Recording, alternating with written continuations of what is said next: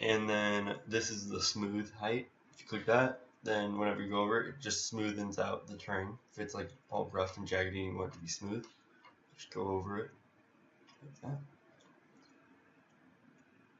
And here's the paint texture where we first created our terrain with one solid color. You can edit texture, add texture, and then add like a rock texture, like a grass and rock. Double click that, click add, make sure it's selected.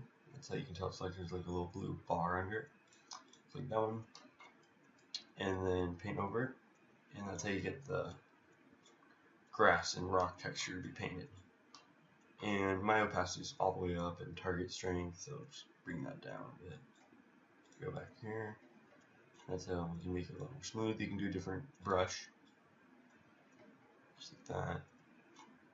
Make the opacity up a little more. There we go. Target strength up. There we go.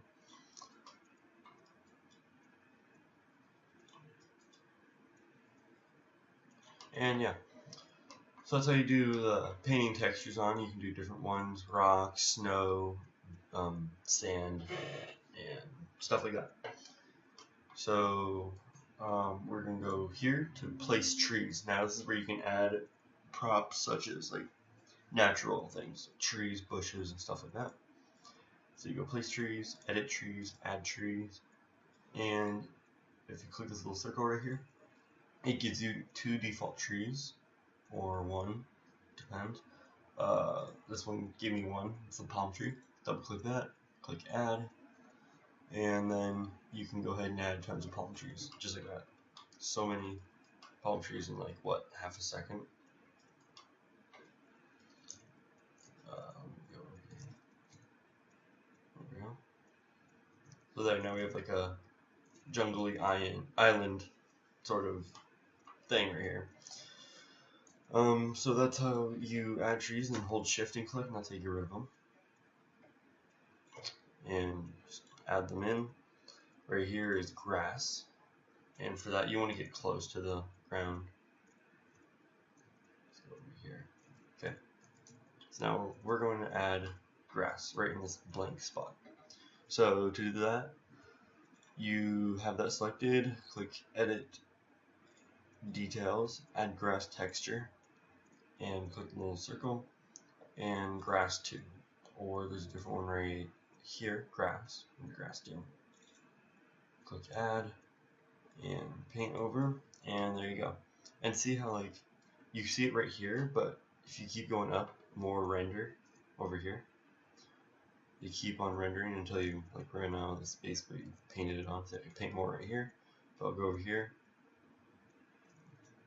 You can see how they're starting to disappear the further we get away. That's for optimization, to make your game run smoother, because if you're like really far away, you can't even tell if there's going to be grass there or not until you get closer. They're like, oh, there's the grass. And so that's how you make the game run nice and smooth. Alright, so now that we have that placed, we can go ahead and add our player now. Or actually set up the lighting. Sorry. So we're going to add the sun, basically.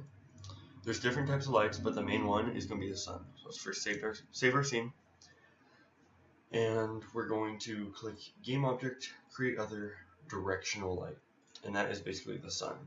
So here's our directional light, double click it, and it is underneath our world. So we're going to lift it up, click Global, so our y-axis is straight up, so we can lift it up vertically. Keep lifting it up, there we go. So now our sun is in the sky. And now look at that, the lighting looks way better. Looks like there's an actual sun up there somewhere. So let's go ahead and zoom in on this. Alright, so the sun, it doesn't matter where this is positioned because the angle will always be the same. It only matters on the rotation factor. Position and scale does not matter when it comes to the directional light. So you'll see if I like move this around, the shadows, the lighting stays the same. Whoops. There we go. See, the shadows stay the same and the lighting stays the same. But whenever I change its rotation, click the rotation tool right here, you get this ball, and whenever you click and drag, it changes the rotation of the sun, the angle, and that's how you get like a day-night effect. So it's like the sun rises, midday, evening, and nighttime again. And then you just have that keep on rotating. That's how you have a day and night cycle. So you can change its angle to however you want to get a nice effect. And there you go. But you can see the sun rays are going this way, so the sun must be up over there, but there's nothing here. That is a flare effect, which is right here in the directional light property. Flare, you just want to add a new flare, so you just click that. And we imported this in the very beginning, and it gives you 3 default ones. And you can do sun or the 50mm zoom, which is a nice one. So now whenever you go up, there you go. Gives you this really cool sun glare effect. So also you can see how the sky is all gray. Usually you want it to have like a sky look, and that is called a sky box. And to give it a sky box, you click File or Edit, Render Settings, and then right here, Skybox Material. We're going to click that and click in or type in Skybox. Okay, so now we have all these different skybox, and so what you're going to do is pick one that you like. You can do sunny 1, 2, 3, and let's just do 3, and there we go. Now we have this realistic looking skybox. So now the game's looking more and more realistic, but you can see there is the picture of the sun right here that is with the skybox, and here's our flare from the directional light. So to fix that, all we're going to do is rotate our directional light and place it right where the sun is. There we go.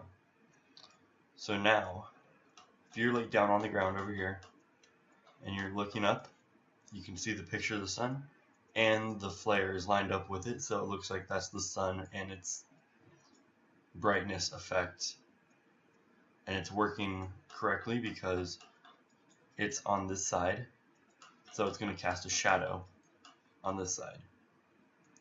It's lit right here, shadow right here, and so that's how you get a realistic effect with the sun.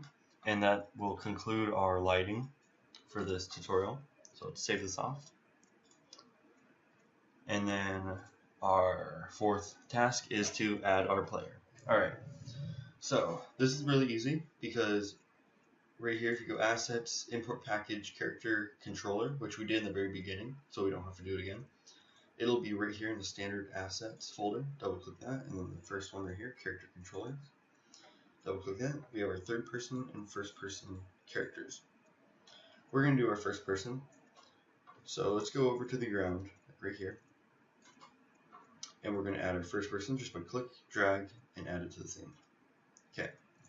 Before you go into play mode and just test it out, you have to see how this player is halfway in the ground, sticking through, and this is going to give us a problem.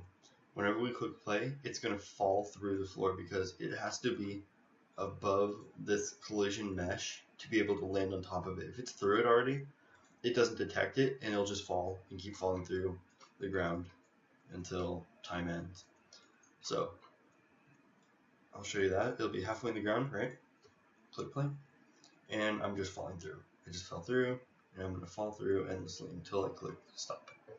So all you have to do is just lift him up above the ground, just enough, like right about there. Click play, and he'll land right on top of the ground, and there we go. Problem solved. Many people have these problems, and they're just like, what's going on? There's a collision on this. I don't know why the player's falling through. All you have to do is just lift it up above the ground so it'll land on top of it, and you'll be good. And now you have a really realistic looking game, which is really nice. So this is our very basic first person shooter player. You can give him whatever, a gun, hands, make him change his walking speed, give him a sprint. So if you hold down shift, he'll run. And just tons of other stuff that you can give him. So we'll be going over that in our next tutorial videos. So stay tuned and thank you for watching.